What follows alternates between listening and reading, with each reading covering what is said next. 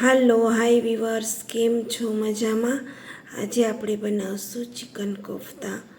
તો એના માટે આપણે આદુ, લસણ, લીલા મરચાં 10-12 ને ડુંગળી, ટીકા મસાલો ને કોથમીર ને ચિકન આપણે સારી રીતે ધોઈ લીધું હતું ને 500 ગ્રામ ચિકન છે અને ચોખ્ખું ઘી લીધું છે ને આપણે મિક્સરમાં પીસી લઈશું બધી વસ્તુને.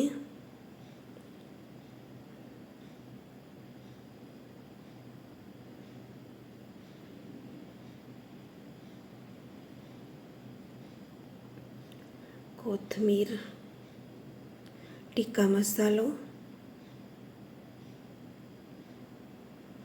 ને 2 ચમચી ઘી એડ કરશું.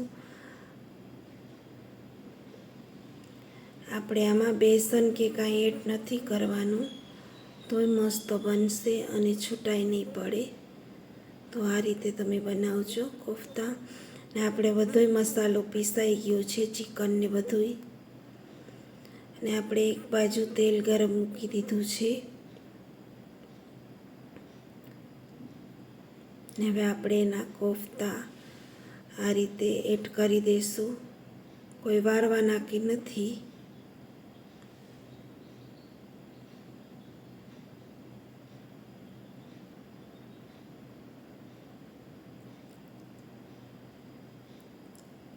આપણે કોફતા ફ્રાય થઈ ગયા છે.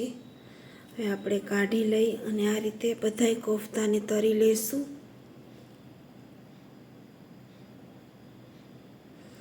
આપણા બધાય કોફતા તળાઈ ગયા છે ને આપણે પેન એક મૂકી છે અને એમાં તેલ એડ કર્યું 3 પાવરા. એમાં આપણે ગરમ મસાલો એડ કરશું. ગરમ મસાલામાં ખાલી આપણે તજ ને એલચી જ લેવાની છે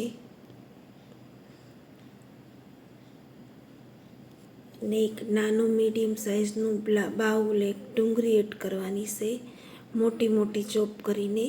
ને આને આપણે પીસવાની જ છે ને 10-12 મરચી લીધી છે ને કાજુ આપણે આમાં જ એડ કરી દેવાના છે. ને બધું સારી રીતે ભૂગાઈ ગયું છે અને આપણે એને પીસી લઈ.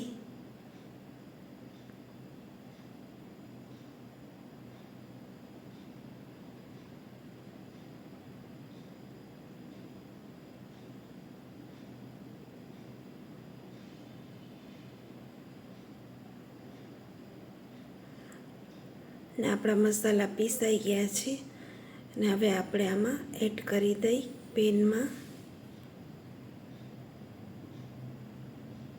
આપણે તેલ બાચ્યું હતું એમાં જ એડ કરી દીધું છે, કોઈ એક્સ્ટ્રા તેલ નથી નાખ્યું.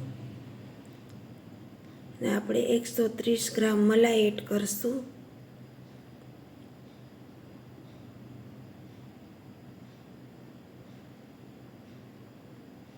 બધી વસ્તુ મસાલાને સારું મિક્સ કરી લઈશું.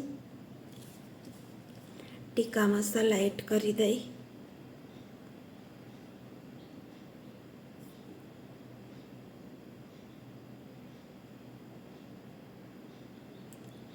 આપણે બધું મિક્સ સારી રીતે થઈ ગયું છે.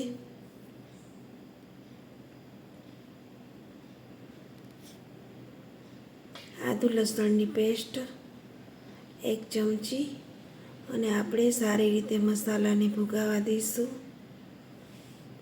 ઢાંકણું ઢાંકી દીધું હતું ને આપણો મસાલો મસ્ત ભૂગાઈ ગયો છે.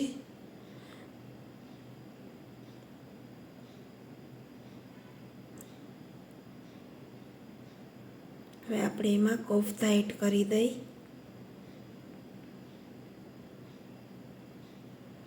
એ સારી રીતે મિક્સ કરી લઈ આપણે. પછી આપણે એમાં પાણી એડ કરશું. તમારે જેવી ગ્રેવી રાખવી હોય એ પ્રમાણે પાણી એડ કરવાનું.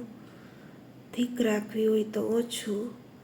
મેં થોડુંક વધુ પાણી એડ કર્યું છે અને પછી થોડુંક ઠર્યા પછી થીક ગ્રેવી થઈ જાય છે એટલે આપણે પાણી એડ કરી દીધું છે અને આપણે હવે 5-7 મિનિટ આને એકદમ ઉકળવા દઈશું ધીમા ગેસ ઉપર.